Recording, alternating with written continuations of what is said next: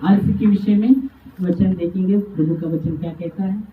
तो हम आते हैं वचन में, नीति वचन 18 के 9 वचन में यहाँ कहा गया है, पढ़ सकते हैं। नीति वचन 18 के 9, हिंदी मराठी। जो काम में आलस करता है उसके विषय में कहा गया है, क्या कहा गया है नीति वचन 18 के 9 में। जो काम में आलस करता है, जो काम में आलस करता है वो बिगाड़ने वाले का भाई है। वो बिगाड़ने वाले का भाई ठहरता है। वो जो काम में आलस करता है वो बिगाड़ने वाले का भाई ठहरता है। समझ में आया? जो काम में आलस करता है वो बिगाड़ने वाले का भाई ठहरता है। तो यह वचन स्पष्ट कहता है। तो आलस के विषय में, आलसी के विषय में प्रभु का वचन कहता है। और जो आलसी है आप देखेंगे तो जो आलसी है वो तो ज्ञानी नहीं रहेगा, ज्ञानी नहीं रहेगा, बुद्धिमान नहीं रहेगा। तो आलसी को परमेश्वर कहता है वो चींटी के पास जा और उसके ओर देखकर क्या बुद्धिमान हो। हम देखेंगे नीति वचन 6वां अध्याय 6 से 11 वचन हम पढ़ेंगे। तो चींटी का वर्णन किया है, मुंगी कट जा म्हणत आहे असं, आणि त्याच्या वर्तनातून तू शिक म्हणत आहे। आपण पाहूया नीति वचन 6वां अध्याय 6 से। हे आलसी, हाँ, हे आलसी, चींटियों के पास जा, हे आलसी चींटियों के पास जा, उनके काम पर ध्यान दे। उनके काम पर ध्यान दे। देखो यहाँ चींटी म्हणजे मुंगीचं वर्णन केलं आहे। छोटा सा ही है, चींटी कितना छोटा है। तो आलसी को कहता है हे आलसी चींटी के पास जा, मुंगीकडे जा आणि त्याच्यावर काय कर, काय सांगत आहे उनके पास ध्यान दे, उसके, हाँ उनके ओर ध्यान दे। ओके, काम पर ध्यान दे। उनके काम पर ध्यान दे। आलसी को कहता है चींटी के पास जा और उनके काम पर ध्यान दे और बुद्धिमान हो। तो आलसी मूर्ख ही बोले। तो वो आलसी को कहता है कि चींटी के पास जा और उसके काम पर ध्यान दे और बुद्धिमान हो। मतलब चींटी बुद्धिमान आहे, मुंगी बुद्धिमान आहे। त्याला कोणी त्यांच्यामध्ये झुंडमध्ये त्यांचा कोणी मुखिया नसतो। चींटी एकटी नसते, झुंड असतं ते, है ना। त्यांचं पूर्णपणे हे असतं आणि त्यांचं कोणी मुखिया नसतो की असं करा तसं करा म्हणजे करतील, समान असतात। तो यहाँ वचन कहता है उनके पास, चींटी के पास जा और उसके काम पर ध्यान दे और बुद्धिमान हो। फिर आगे उनके न तो कोई न्यायी होता है, उसका कोई न्याय नहीं होता, न प्रधान और न प्रभुता करने वाला। हाँ, उन पर कोई प्रभुता करने वाला नहीं होता। तो भी वो अपना आहार भूतकाल में संचय करती, तो भी अपना आहार भूतकाल में संचित करती है और कटनी के समय अपनी भोजन वस्तु बटोरती है। कटनी के समय अपनी भोजन वस्तु बटोरती है। ओके, फिर आगे हे आलसी, हे आलसी तू कब तक सोता रहेगा? तू कब तक सोता रहेगा, तेरी नींद कब टूटेगी? तेरी नींद कब टूटेगी। यहाँ कहा गया है हे आलसी तू कब तक सोता रहेगा। सवाल है, क्वेश्चन चिन्ह है। हे आलसी तू कब तक सोता रहेगा और तेरी नींद कब तक, कब टूटेगी। समझ में आया ना। यहाँ चींटी का वर्णन कहा गया है कि उनको कोई मुखिया नहीं होता, उनमें कोई न्याय नहीं होता। फिर भी वचन कहता है वो धूप के समय अपना खाना जमा करती है, कटनी के समय में वो बटोरती है, खाना जमा करके वो बटोरती है। Hallelujah, praise the Lord. और आगे क्या कहा गया है, हे आलसी, आलसी को कह रहा है हे आलसी कब तेरी नींद, हाँ कब तक सोता रहेगा, कब तेरी नींद टूटेगी, है ना। कब तक सोता रहेगा और तेरी नींद कब टूटेगी। देखो एक व्यक्ति सोया है, उसको उठाना आसान है, पर वही व्यक्ति सोने का ढोंग करके सोया है, हेलो, तो उसको उठाना बहुत कठिन है। वो सोया नहीं पर ढोंग किया है। समझ में आया। वो सोया व्यक्ति को सहज उठा सकते हैं आप, सोया तो हिलाकर उठा सकते, पर एक व्यक्ति सोने का ढोंग करके सोया है, उसको कठिन है उठाना, क्योंकि वो सोया नहीं, ढोंग करके पड़ा है, तो उसको कितना भी तुम्हें कठिन है ना उठाना, क्योंकि सोया ही नहीं, ढोंग करके सोया है। तो यहाँ वचन कहता है कि हे आलसी, कब तेरी नींद टूटेगी, कब तक तू सोता रहेगा। आगे हाँ चलो। कुछ और सो लेना, और थोड़ा आलसी बोलता है, और सोएंगे, थोड़ा और सोएंगे, फिर और थोड़ी सी नींद, थोड़ी सी नींद, थोड़ी सी झपकी, हाथ छाती पर लेट कर छाती पर हाथ रख के लेटे रहना, छाती पर हाथ रख के लेटे रहना। तब तेरा कंगलपन राह के लुटेरे के समान और तेरे घटी हथियार बंद के समान आ पड़ेंगे। तो 11 तक पढ़ना आपने। तो यहाँ वचन स्पष्ट कहता है आलसी के विषय में, और इसलिए वो चिठी मराठीमध्ये पण वाचा, मराठी 6 पासून 11 नीती वचन। अरे आशा मुंगीकडे जा, तिचे वर्तन पाहून शहाणा हो, त्याचं वर्तन बघून शहाणा हो, तिला कोणी धनी नाही, देखरेख करणारा नाही, किंवा अधिपती नसता, ती उन्हाळ्यात आपले अन्न मिळविते, ती उन्हाळ्यात आपलं काय करते, अन्न मिळवते, हा, आणि कापणीच्या दिवसात आपले भक्ष्य जमा करून ठेवते। कापणीच्या दिवसामध्ये ते आपला बटोरते म्हणत आहे, भक्ष्य माझे मराठीमध्ये लिहिले। हा पुढं, अरे आशा तू किती वेळ निजशील, आहे आशा करून झोपणार, हा किती वेळ, हा आपल्या झोपेतून केव्हा उठशील, आपल्या झोपेतून केव्हा उठशील, आणखी थोडीशी झोप घेतो, आणि थोडीशी झोप, आशा म्हणतो आणखी थोडीशी झोप घेतो, आणखी थोडी डुलकी, आणखी थोडी डुलकी घेतो, आणखी हात उराशी धरून निजतो, हा छातीवर हात ठेवून आणखी झोपतो, असे म्हणत जाशील तर तुला हा दरिद्र दरोडेखोराप्रमाणे आणि गरिबी तुला सशस्त्र मनुष्याप्रमाणे गाठेल। ओ यहाँ इसलिए वचन स्पष्ट कहता है, आलसी का परमेश्वर ने निंदा की गई है, आलसी की निंदा की गई है। और पौलुस कहता है अगर कोई काम नहीं करता उसको खाने का भी अधिकार नहीं, जो अगर काम नहीं करता उसको खाने का भी अधिकार नहीं। हम देखेंगे 1 तेसनीस 2 तेसनीस में आते, 2 तेसनीस का रसपत्र दूसरा तेसनीस का रसपत्र 3रा अध्याय आणि 10 वचन, 2 तेसनीस 3रा अध्याय और 10 वचन। क्योंकि जब हम तुम्हारे यहाँ थे, हाँ, तब भी यह आज्ञा तुम्हें देते थे, हाँ, कि यदि कोई काम करना न चाहे, तो खाने भी न पाए। तो ये किसके विषय में पौलुस कह रहा है, ये इसके विषय में बात कर रहा है, जो काम कर सकते हैं, ओके, जो काम कर सकते हैं पर करना नहीं चाहते, काम कर सकते हैं पर करना नहीं चाहते, उनके विषय में कहा गया है, बुढ़े व्यक्ति के विषय में नहीं कहा गया। बुढ़ा व्यक्ति क्या बात कर रहे हैं, जो काम कर सकते पर करना नहीं चाहते, उनके विषय में बात किया है वचन में, कि वो उनके लिए खाना भी नहीं खाना चाहिए अगर वो काम नहीं करते। तो मेहनत के विषय में परमेश्वर का वचन बात करता है।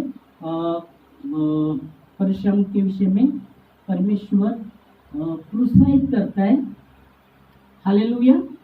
और खास करके आलस की निंदा की गई है। और कैसे बोलेंगे आलस के विषय में, और कैसे बोलेंगे आप बताना, आप भी बता सकते, आपण लोग कहा ये आलस बोल सकते, आलसी कसं ओळखू शकतो आपण, आलसी कैसे बोल सकते।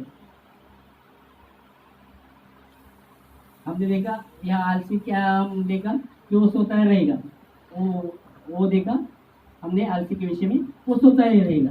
और एक झपकी, वो थोड़ा सा नींद, लेटना, आलसी के विषय में। और कैसे कहेंगे आलसी के विषय में, आपको नहीं मालूम कैसे कह सकते, आपण उदाहरण दे सकते कैसा, हाँ घरातलं काम म्हणजे काय करायचं काम घर का काम करने का करायचं असेल तर करणे बसून राहतं।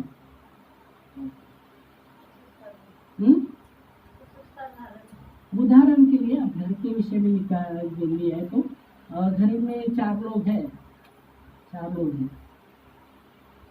कुछ काम कर रहे कुछ काम कर रहे हैं और आपके सामने पड़ा है कुछ,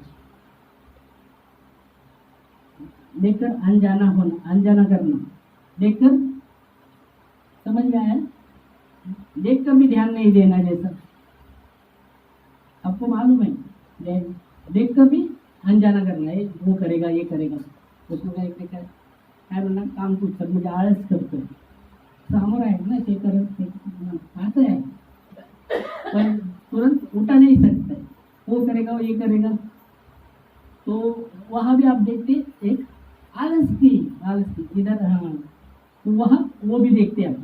और क्या हो सकता है, जैसे उदाहरण के लिए आप देखते हैं वचन में, तो मेहनत के विषय में बात किया, इसलिए यीशु मसीह से आलस के विषय में निंदा की गई है, इसलिए मत्ती 11:28 में कहता है, बहुत से दबे हुए लोगों, ये परिश्रम करने वाले लोगों, सब मेरे पास आओ, मैं तुम्हें विश्राम दूंगा। तो आलस की निंदा की गई है, पर मेहनत के विषय में बात की गई है। Hallelujah, praise the Lord.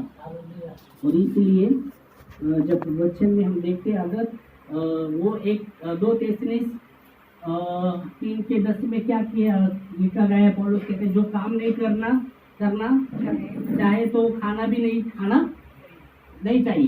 पढ़ो वो वचन वापस। यदि कोई काम करना न चाहे, यदि वो कोई काम नहीं करना चाहे तो खाने भी न पाए, वो खाना भी नहीं खा पाए। मतलब किसके विषय में, जो काम कर सकता है पर करता नहीं, करना नहीं चाहता, काम कर सकता है पर करना नहीं चाहता, उसके विषय में कहा गया है। तो बुढ़े के विषय में नहीं, जो कर सकता है, मेहनत कर सकता है, करना नहीं चाहता, उसके विषय में कहा गया है। तो यह वचन स्पष्ट कहता है। और वचन देखेंगे हम नीति वचन 12:27 में, 12:27 हम देखते हैं।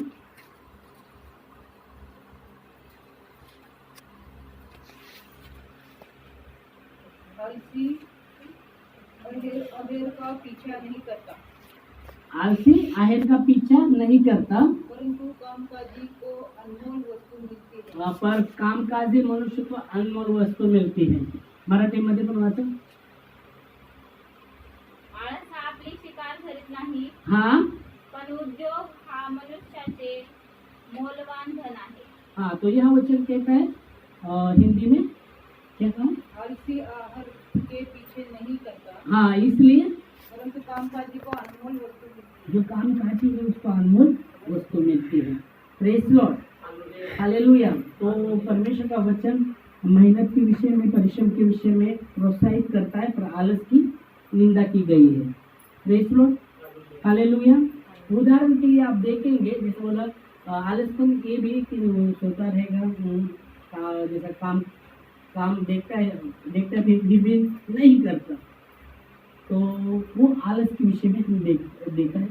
तो वचन में आप देखेंगे, वचन में लिखा गया है दानियल में उत्तम आत्मा थी और अपने कामकाज में भूल और न चूक थी उसमें उत्तम आत्मा थी और अपने कामकाज में वो कोई भूल चूक नहीं थी, वो विश्वास योग्य था अपने काम में। Hallelujah, praise Lord. तो बहुत ही जरूरी है, जो परमेश्वर चाहता है कि हम विश्वास योग्य रहे छोटी छोटी बातों में। जैसे उदाहरण के लिए वो देखता है, दिख रहा है, पर उठाता नहीं वो व्यक्ति, है ना। तो परमेश्वर चाहता है कि हम विश्वास योग्य रहे, और दानियल में उत्तम आत्मा थी, वो विश्वास योग्य था और अपने काम में भूल चूक नहीं थी उसके। Hallelujah, praise Lord. और इसलिए राजा उसको और भी अधिकार देना चाहता था, ऊपर अधिकारी बनाना चाहता था। तो उसके साथ जो काम करने वाले वो कह रहे हैं, ये राजा इसको और भी अधिकार देना चाहता है। तो क्या सोचा उन्होंने कि इसके विषय में कुछ दोष मिलता है क्या, और वो दोष ढूंढने लगे, पर उसमें कुछ दोष नहीं मिल सका। फिर उनको याद आता है कि अरे वो अपने परमेश्वर की उपासना करता है ना, यही दोष मिल सकता है। तो वो लोग राजा के पास जाते और हुक्म कहलाते कि कोई परमेश्वर की उपासना नहीं करना चाहिए, इतने दिन कोई उपासना नहीं करना चाहिए, ऐसा तू हुक्म छोड़। और अगर वो पकड़े गए तो उसको के भूखे सिंह के पिंजरे में उसको डाला जाए। तो जब हुकुम राजा छोड़ता है, फिर भी दानियल अपने घर में जाता है, पूर्व के पास वो खिड़की का वो खोलता है, फिर उसके ऊपर आता है, प्रार्थना करता है, क्योंकि दानियल दिन में 3 बार प्रार्थना करता था। तो वो जाकर जैसा प्रार्थना करता है, वो लोग उसके साथीदार जो काम करने वाले उसको तुरंत पकड़ते और राजा के पास लेके जाते और कहते हैं इसने तेरे हुकुम का पालन नहीं किया, अभी तूने जो हुकुम छोड़ा है उसके अनुसार इसको भूखे सिंह के पिंजरे में डालना है। और फिर राजा अपने हुकुम के अनुसार वो दानियल को लेके वो जो भूखे सिंह थे उसके पिंजरे में उसको डालता है। डालने के बाद जब वो अपने घर में था, उसको नींद नहीं आ रहा है, बार बार वही सोच रहा है दानियल का क्या हुआ रहेगा, सिंह ने उसको फाड़ खाया रहेगा क्या, मारा रहेगा क्या, रात भर। क्योंकि राजा ने देखा था उसके काम में कोई भूल चूक नहीं, वो विश्वास योग्य था। Hallelujah, praise Lord. और फिर रात भर वो सोया नहीं। जब सुबह वो जाता है और कहता है दानियल तेरे परमेश्वर ने तुझे बचाया क्या, तो बोलता हाँ प्रभु चिरंजीव हो, मेरे परमेश्वर ने मुझे बचाया है। वो खुश होता है और उस पिंजरे से उसको बाहर निकाला जाता है। Praise Lord. जब दानियल को उस भूखे सिंह के पिंजरे में डाला, वो गुर्रा रहे थे, सब गुर्रा रहे थे। और वचन कहता है जब उसने प्रार्थना किया, सिंह के मुंह को बंद किया, परमेश्वर का दूत वहां उतरा और सब सिंह के मुंह को बंद किया और वो शांत होके उधर ही बैठे। हालेलुया। परमेश्वर के दूत ने उनके मुंह को बंद कर दिया और दूसरे दिन उस पिंजरे से उसको दानियल को बाहर निकाला गया। और जो विरोध में थे उस साथीदार उसके साथ काम करने में, राजा ने उनको पिंजरे में डाल दिया और जैसा उनको डाल दिया, उन सिंहों ने उनको फाड़ खा दिया, जितने डाले गए उनको फाड़ खाया। तो खास करके कहना ये चाहते कि दानियल में विश्वास योग्यता अपने काम में हो, दूसरे उसके काम में भूल चूक नहीं थी। हालेलुया। तो परमेश्वर वो देखता है जो काम प्रभु ने हमें दिया, क्या उसमें हम विश्वास योग्य होते हैं। हालेलुया। उसमें हम मेहनत करते हैं, विश्वास योग्य होते हैं क्या, जो भी दिया उसमें हम विश्वास योग्य रहना चाहिए। परमेश्वर और भी हमारे हाथ में देगा। आमीन, हालेलुया। और इसलिए परमेश्वर मेहनत के विषय में बात करते हैं। देखो मेहनत जब हम करते हैं, परमेश्वर ही बढ़ाने वाला है, परमेश्वर की ओर से सफलता आती है। और एक वचन देखेंगे हम उत्पत्ति की किताब 39 अध्याय 2 से 3 वचन में। उत्पत्ति 39 मतलब 39 अध्याय 2 आणि 3 वचन। हम में बहुत सी जिम्मेदारी होती है, परंतु परमेश्वर ही जो हमें सफलता देता है। हम देखते हैं यूसुफ अपने मिस्री स्वामी के घर में रहता था और यहोवा उसके संग था। यूसुफ अपने मिस्री स्वामी, यूसुफ को मिस्र में भेज दिया था अपने भाइयों ने, मिस्र देश में गुलामी में। तो यूसुफ अपने मिस्र स्वामी के घर में रहता था और यहोवा उसके संग था, परमेश्वर उसके संग था, इसलिए वो भाग्यवान पुरुष हो गया। इसलिए वो भाग्यवान पुरुष हो गया। दानियल में भी हम देखते थे परमेश्वर की उत्तम आत्मा थी, वो विश्वास योग्य था, इसलिए अपने काम में भूल चूक नहीं थी, इसलिए राजा उसको अधिकार ऊपर देना चाहता था और दिया भी उसने। हालेलुया। अभी यूसुफ के विषय में अब देखेंगे तो यूसुफ अपने मिस्र जो स्वामी है उसके घर में था और परमेश्वर उसके साथ था। आगे इसलिए वो भाग्यवान पुरुष हो गया। और इसलिए वो भाग्यवान पुरुष हो गए। तो क्या आप देख सकते हैं, यहाँ आप देखेंगे तो सफलता सिर्फ परमेश्वर ही देता है, उन्नति सिर्फ परमेश्वर की ओर से आती है। इसलिए भजन में लिखा गया, उन्नति न पूर्व से न पश्चिम से न जंगल से आती है, उन्नति प्रभु की ओर से आती है। आमेन, हालेलुया, प्रेज लॉर्ड, हालेलुया। इसलिए बहुत ही जरूरी 3 भी वचन पढ़े, 2-3। और यूसुफ के स्वामी ने देखा कि और यूसुफ के स्वामी ने देखा कि यहोवा उसके संग रहता है यहोवा उसके संग रहता है, और जो काम वो करता है जो काम वो करता है उसको यहोवा उसके हाथ से सफल सफल करता है। जो वो काम कर रहा है प्रभु उसको सफल कर रहा है, उसके हाथ से सफल कर रहा है। आमेन, हालेलुया। तो परमेश्वर मेहनत के विषय में बात करता है। इसलिए पौलुस कहता है 1 कोरिन्थियों 15:58 में, हे मेरे प्रिय भाइयों, दृढ़ और अटल हो जाओ और प्रभु के काम में सर्वदा बढ़ते जाओ, क्योंकि तुम जानते हो प्रभु में जो तुम परिश्रम करते हो वो व्यर्थ नहीं है। पढ़ सकते हैं 1 कोरिन्थियों 15:58 में। हाँ,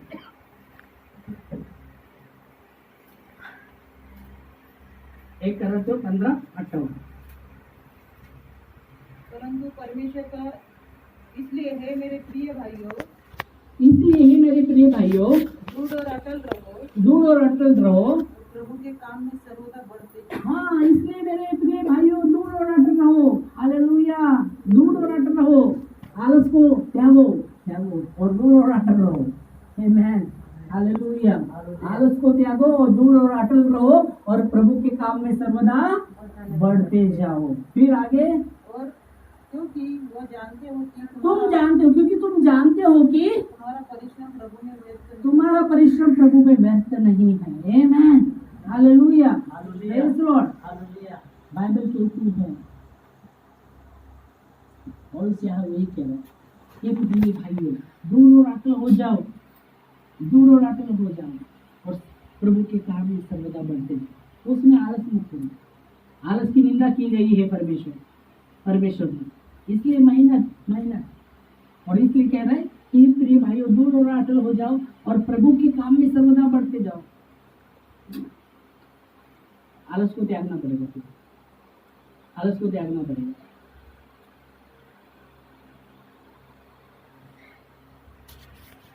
दस मिनट प्रार्थना करते रहेंगे तो नींद आने लगता है। 10-15 मिनट नींद आने लगता है, आंखों से पानी आने लगता है। आलस को त्यागना पड़ेगा। 10 मिनट कर रहे, 15 मिनट कैसे करेंगे?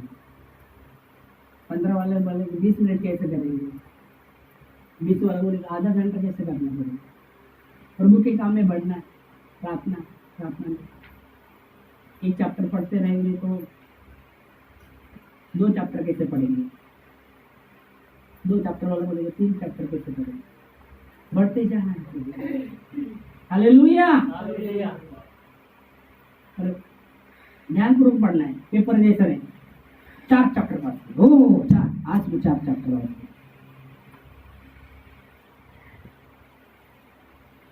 5वां अध्याय वाचला, 6वां अध्याय वाचला, 7वां अध्याय वाचला, 8वां अध्याय वाचला। 5वां अध्याय म्हणजे काय होतं? वाचला, पेपर सारखं वाचला, ध्यान काही नाही। हॅलो, मनन करेल प्रभूचे वचन। Hallelujah, praise Lord. एक चैप्टर वाचला। त्यागी आलिस को त्यागी मेहनती बनी। आमेन, हालेलुया, मेहनती बनी। इसलिए वो वचन कहता है आलसी को, वो चिट्ठी के पास जा, उसके काम पर ध्यान कर और बुद्धिमान हो जा, है ना। नीति वचन में हमने देखा ना, नीति वचन 6 से 11 तक हमने देखा। इसलिए मैंने उदाहरण दिया। वो आलसी को कहता है कब तक तू सोता रहेगा, कब तेरी नींद टूटेगी? मैं बोला ना, इसलिए मैं बोला कि एक व्यक्ति सोया है उसको उठाना आसान है, पर एक व्यक्ति सोने का ढोंग करके सोया है उसको उठाना तो बहुत कठिन है। बोला समझ में? सोने का ढोंग करके सोया मतलब वो आलसी है।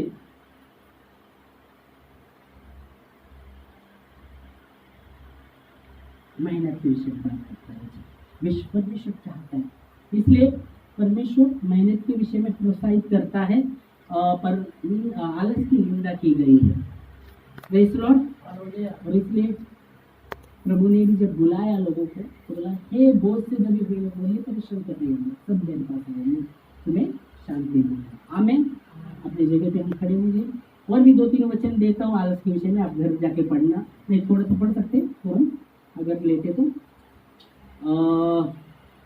ओके, दो क्या बस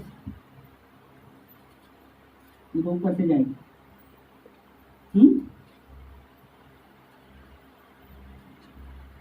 नीति वचन 20:4 में लिखा गया है, आलसी सींच के कारण नहीं बोता, इसलिए कटनी के समय वो भीख मांगता रहता। अब देखेंगे आलसी मनुष्य शीत के कारण हल नहीं जोता, इसलिए कटनी के समय वो भीख मांगता और कुछ नहीं पाता। तो यहाँ अब देखते हैं आलसी के विषय में। वो आलसी करके बहुत बातें करेगा, ऐसा करेंगे वैसा करेंगे, और वो कुछ भी नहीं करता। बातें बहुत कर सकता है, लालच कर सकता है, पर कुछ नहीं करता। समझ में आ रहा है? ऐसे करेंगे वैसे करेंगे, ऐसे करेंगे, आगे ऐसे करेंगे वैसे करेंगे, और वो कुछ नहीं करता। मराठीमध्ये दिलेले हिवाळ्यात मनुष्य हाल जोडत नाही, म्हणून काटणीचा समय तो मराठी भाषा कसं लिहिले? हा, हिवाळा लागल्यामुळे आळशी नागरिक नाही, हिवाळा लागल्यामुळे आळशी नागरिक नाही, म्हणून हंगामाच्या वेळी तो भीक मागे, हंगामाच्या वेळी तो भीक मागे, पण त्याला काही मिळणार नाही। हो, वो मेहनत के विषय में परमेश्वर से बात करता है। आमेन, हालेलुया। आप जगह पे खड़े होंगे।